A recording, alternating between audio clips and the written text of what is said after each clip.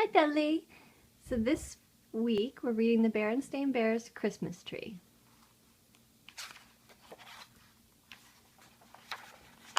This is their village. There's their house. And there's Sister Bear. In Bear Country, Christmas excitement was mounting.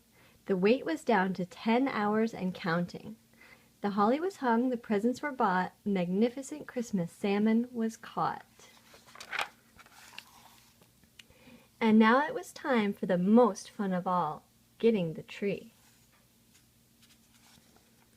A tree full and fat, straight and green and tall, with oodles of needles and crannies and nooks, for the bears to hang their tree things by hooks. "The tree things!" cried Pop, with the jolliest shout.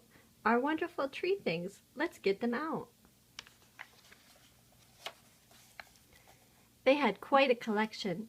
There were bangles and bells and bright-colored balls, boxes of things in closets and cupboards and corners of halls.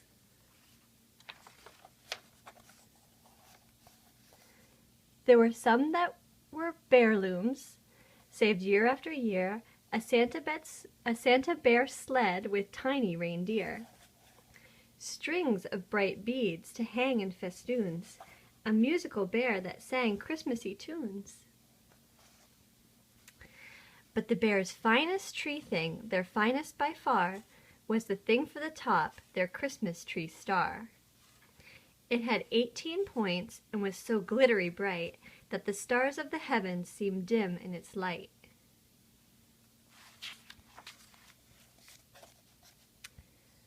"What an array! What a display!" Papa Bear bragged, quite carried away. "What a grand and glorious sight it will be when we hang all this stuff on our Christmas tree. Why, bears will come from near and far to see how Christmassy we are." So all the bears needed now, don't you see, all that they needed now was the tree. A tree straight and tall, fine, full, and fat. "Come, cubs," said Papa, as he put on his hat. "Now be sure to dress warmly," said wise Mama Bear. "There's more than a hint of snow in the air. And oh yes, buy our tree down the road from Grizzly Gus. I am sure he will have the right tree for us." "Snow," said Papa, sniffing the air. "Not a chance. The weather today will be bright and fair. I can always tell if it's going to snow by a sharp shooting pain in my left big toe. As for Gus and those trees lying in stacks, not for us," Papa said as he took up his axe. "But Papa," said Brother, "I don't mean to fuss, but Mom said to buy one from Grizzly Gus." "One of those?" snorted Pa. "Fresh cut indeed. They look more like some overgrown evergrown weed." Now Brother and Sister usually did what Mom said, but not Papa. He did whatever came into his head. And a fine fat tree is what came into his head that particular Christmas. No matter what, no matter where, if it means going to the Panama Isthmus, if it means climbing up to the top of Pike's Peak, I will find it, he said, if it takes us a week. "But Christmas," said Sis, "is just hours away. We must find our Christmas tree today." But Pop didn't hear. By now he was really quite carried away.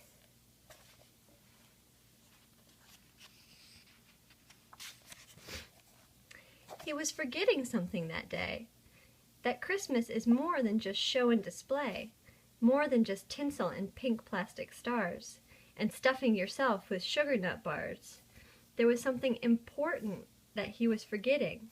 Christmas is forgiving. It isn't forgetting. This was a time to be thinking of others, mamas, papas, sisters, brothers, a time to think of each neighbor and friend. But all that was forgotten as they rounded a bend.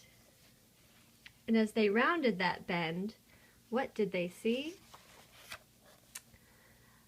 Papa's perfect Christmas tree. What a tree, what a tree. This surely was it. Its green was so green, its tall didn't quit. Its nooks all had crannies, its crannies had nooks. The one question was, would they have enough hooks? Stand back, said Papa, getting ready to chop. Wait, Sister cried. Hold it, please stop. On the timely advice of small Sister Bear, Pa managed to stop his axe in midair. And a good thing, too, for that Christmas tree's trunk just happened to be the home of a skunk. And some squirrels and a grouse and one small chipmunk also resided in that Christmas tree's trunk, plus 26 crows who were renting upstairs, and not one of them happy to see those 3 bears. Look at all the animals living in the tree. Though this tree, said Pa, seemed to find, it isn't quite what I had in mind. There was something else Pa hadn't in mind as they rapidly left Mr. Skunk's tree behind. The coming great day was the skunks' Christmas too, and the squirrels and the chipmunks. If he chopped down their tree, what would they do? And the crows and the grouse, what would they do if he chopped down their house? Where would they have their holly and bells, their Christmas goodies, their Christmas smells? How would they enjoy their Christmas feast? But such questions as those did not bother Papa, not in the least. His head was so filled with his bangles and bells, his brightly colored balls, his tree things stacked up in closets and halls, that there just wasn't room for anything more. Onward, he cried, and the bears pressed on with their Christmas tree chore. We will find the right tree, we must and we will. I will ford any stream, climb any hill, go over Niagara Falls on a log, penetrate the impenetrable fog, brave the terrors of sinister bog. We will find the Christmas tree we seek, we will find it, said he, if it takes us a week. But please, said Sister, we must find a tree soon. She's right, Dad, said Brother, it's late afternoon. A tree, cried Papa, fine, full, and fat, straight, green, and tall. And at that very moment, the snow Mum predicted started to fall.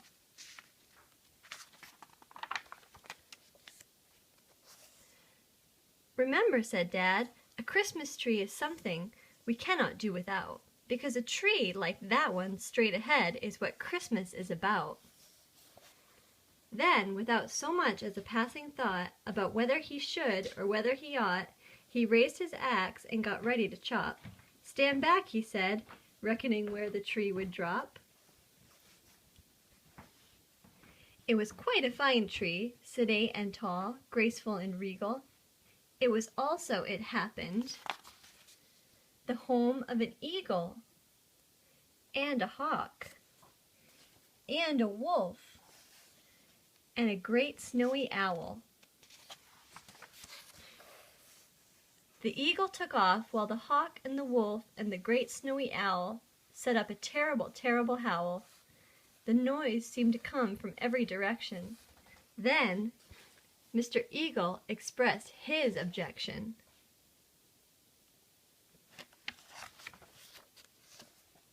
He's chasing him with the axe. Oh boy.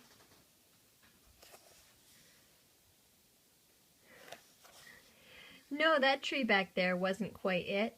Its green was too green and it leaned a bit. It wasn't quite what I had in mind. Come, we still have a tree to find.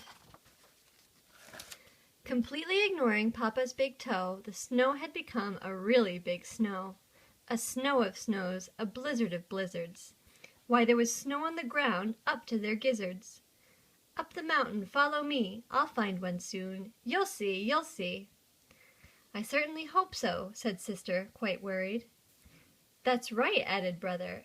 In a snow like this, a bear could get buried.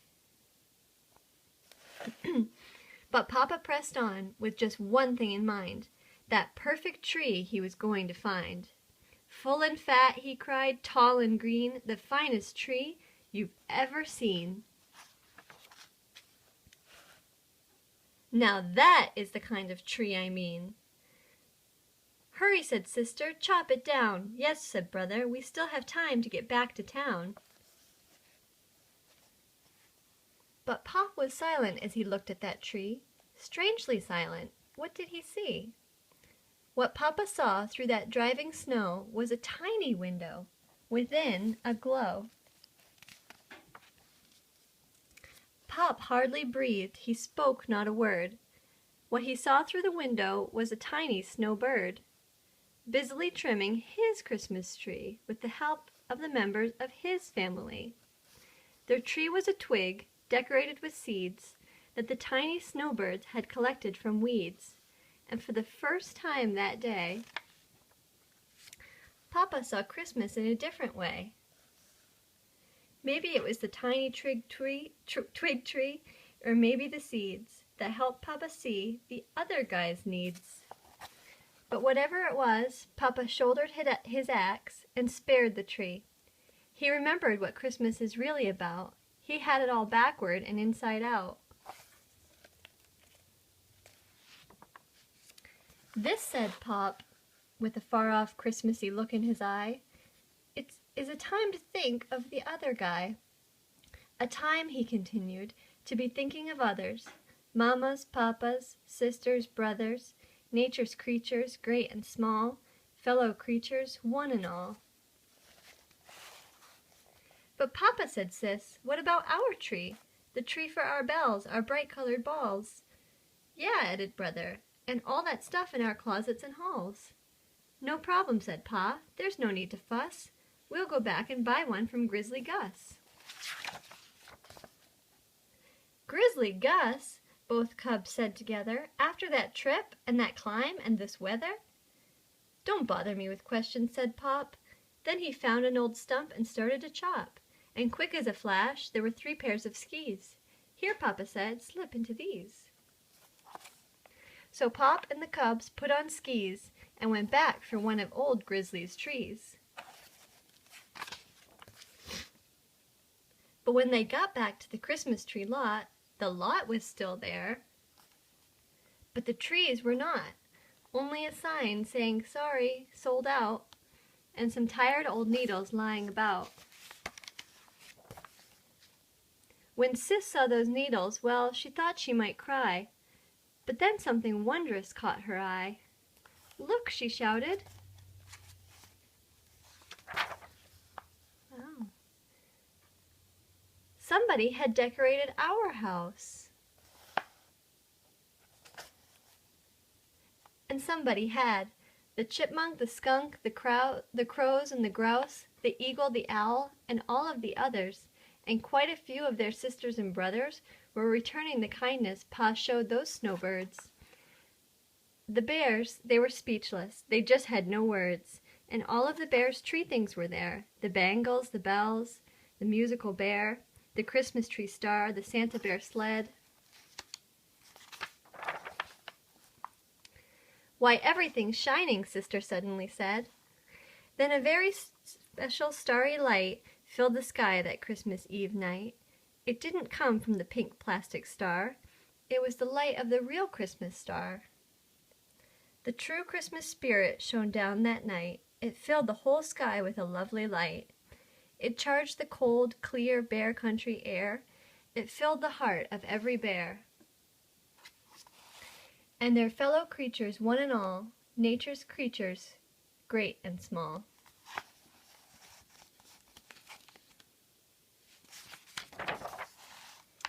Next day at dinner, Brother Bear wondered, Pop, on that thinking of others bit, how about the salmon? How about it? Your remark, said Papa, shows wit and perception, but in the case of the salmon, we'll make an exception. The end.